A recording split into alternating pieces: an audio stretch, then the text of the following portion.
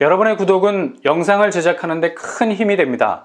영상을 보시기 전에 구독과 좋아요 꼭 부탁드리겠습니다. 아울러 회원이 되시기를 원하시는 분들은 유튜브 채널 홈피 구독 옆에 있는 가입 버튼을 눌러주시기 바랍니다.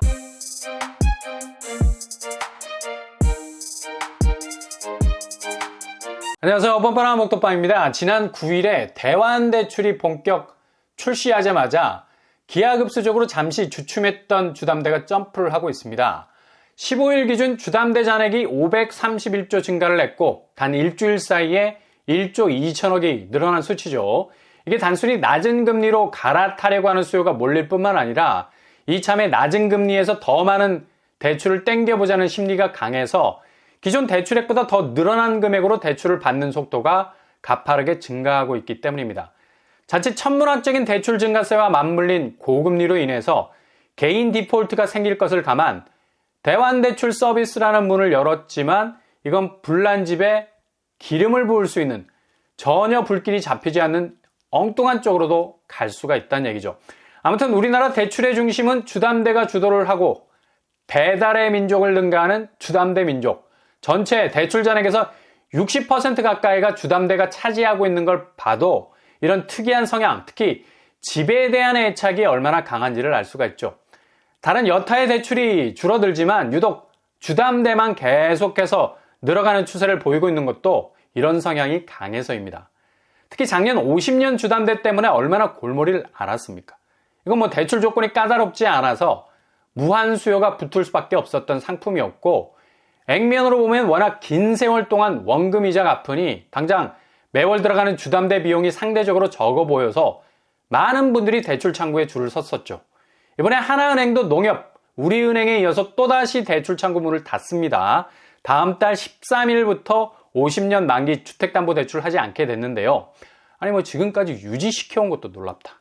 그래서 이번에 주담대 50년 취급을 하지 않는다는 내용을 확정하는 의미에서 중단 선언을 한 건데 하나은행이 주담대 50년 규모가 시중은행 중 두 번째로 많은 실적을 올리기도 했었습니다.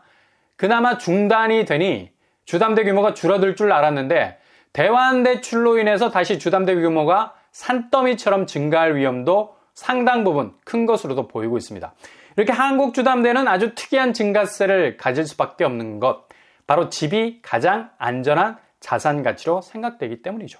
그러나 실상 지금 매매 시장에서 집값이 떨어지는 지표만 봐도 이게 얼마나 맹목적인가를 알 수가 있는데요.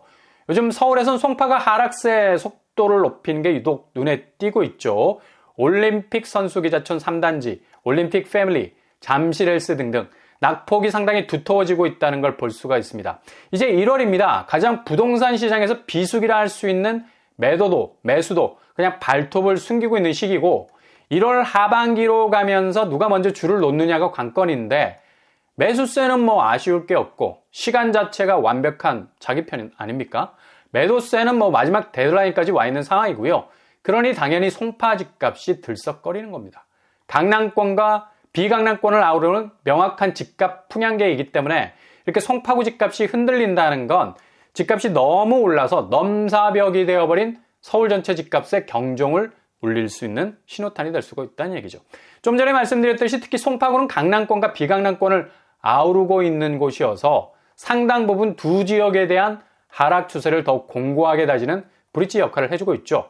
지금 송파 집값 추세가 그렇다는 얘기예요. 반면에 분양가는 여전히 강골의 모습을 보이면서 얼마나 고개를 빳빳하게 들고 분양가를 내놓는지 아주 정신이 아득해지는 경우가 많죠.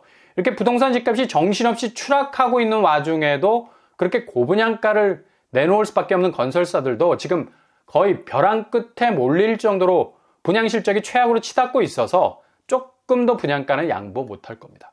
어떻게 해서든 한 채라도 더 높은 가격 단가를 붙여야 손실을 피할 수 있다는 어찌 보면 생존 본능에 가까운 거죠. 그만큼 지금 건설 현장은 아비규환, 거의 열의 아홉은 분양 참패로 이어질 정도로 엄청난 분양 시장의 호황이 이제는 그 판사리가 완전히 깨져버리고 있습니다.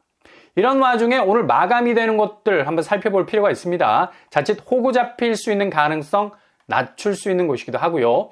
여기는 마지막으로 체크해 보시는 것이 필요하죠. 먼저 위례 A1-14블록 나누면 공공분양주택인데 이번에 50제곱, 59제곱 333세대 내놨습니다.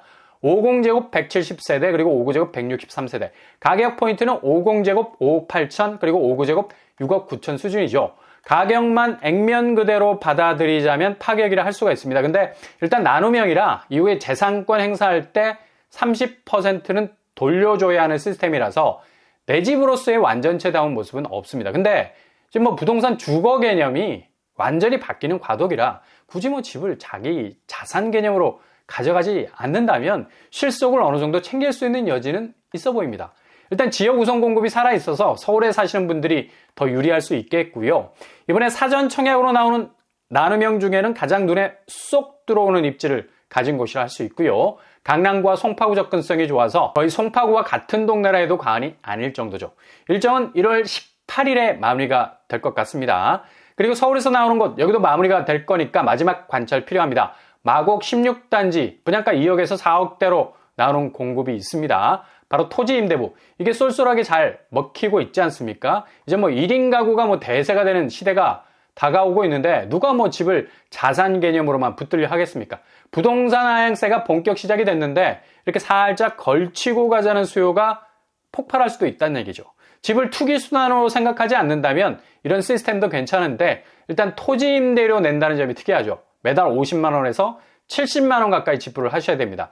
지료가 고정되어 있는 게 아니라 갱신 때마다 오를 수가 있겠고요. 워낙 부동산은 땅에 대한 감가, 땅은 뭐 잘 떨어지지 않죠. 건물 감가가 심하죠. 세월이 흐르다 보면 건물 가격이 떨어질 수밖에 없는데 이거 감안하셔야 되겠고요. 이번에 마곡 16단지에서 나온 물량은 273세대. 이것도 한번 슬쩍 스캔을 해보시고요. 미친 듯이 집값이 떨어지는 와중에는 그래도 손학비를 피할 수 있는 아늑한 쉴드가 될 수도 있겠습니다. 개인차가 뭐 물론 다르겠지만 39제곱에서 84제곱 초소형 평수도 있어서 1인 가구가 많이 지원을 할 듯 보이고요. 구평도 이번에 편입이 됐습니다. 84제곱. 이전에는 뭐 소형 평수 1색이었는데 이번에 좀 달라졌습니다. 자격 요건 잘 살피시고요. 특공은 신혼부부, 청년, 생애 최초 일반 공급으로 나뉘어져 있습니다. 입지를 보면 마곡 나루역이 도보권이라는 점이 인상적이죠. 일단 집에서 걸어서 지하철역으로 접근할 수 있는 장점이 있고요. 그리고 도로망도 비교적 좋은 편이죠. 공항철도 이용해서 서울역, 인천공항 접근이 용이합니다. 올림픽대로 강변북로 이용할 수도 있겠네요. 토지 임대부, 이거 굉장히 많이 비판을 받아왔었는데 지금 집에 대한 개념이 인구 절벽으로 급격하게 바뀌면서 시스템을 수요에 맞게 더 조정을 해준다면 더 나아지지 않을까라는 생각도 해볼 수 있고요. 일단 신청 자격은 서울시 거주자 100%를 뽑게 되겠습니다. 지역 우선 공급이 원칙이고요. 신청 일정은 1월 18일에 마감이 되니까 최종적으로 점검이 필요합니다. 이 두 곳은 딱 하루밖에 남지 않았네요. 잘 체크해 보시고 이렇게 지금 매매시장 하락세와는 반대로 분양시장은 끝까지 고분양가를 고수하는 가운데 틈새로 나오는 정책 공급지 중에는 나름 가격적인 메리트가 있기는 하는 곳이 있으나 이것도 본인 스타일에 따라서 실익을 챙길 수도 있는 곳이 될 수도 있고 아니면 전혀 다른 성격의 주거 시스템이라서 오히려 닭살 돋을 정도로 꺼려하는 분들도 있을 겁니다. 그러나 어쨌든 리스크는 최대한 줄이고 가는 것이 개이득이라는 얘기고요. 그리고 오늘 또다시 나온 답심리 아르테폴의 국민주택 공공분양이었는데 공공분양치고는 가격이 높은 편이죠. 국평이 10억이 넘어가고 있어요. 그래도 현재 14억 넘게 나오는 서울 신축에 비하면 체감도가 낮다고 판단을 했는지 경쟁률이 높았었는데 계약 상황을 까고 보니까 84제곱 절반 이상이 계약서를 찢었습니다. 84C 같은 경우는 6명 당첨됐다가 4명이 포기를 하는 70%가 포기를 한 거죠. 다른 평형도 50% 이상 포기를 해서 다시 나오게 됐습니다. 역시 가격 체감도가 높은 건 당연한 거죠. 이렇게 지금 분양시장 자체도 상당 부분 얼어붙어 가고 있고요. 동시에 매매시장 역시도 집값 하락이라는 늪에서 빠져나오기 굉장히 힘든 상황을 직격으로 맞고 있는 상황이라 할 수 있겠습니다.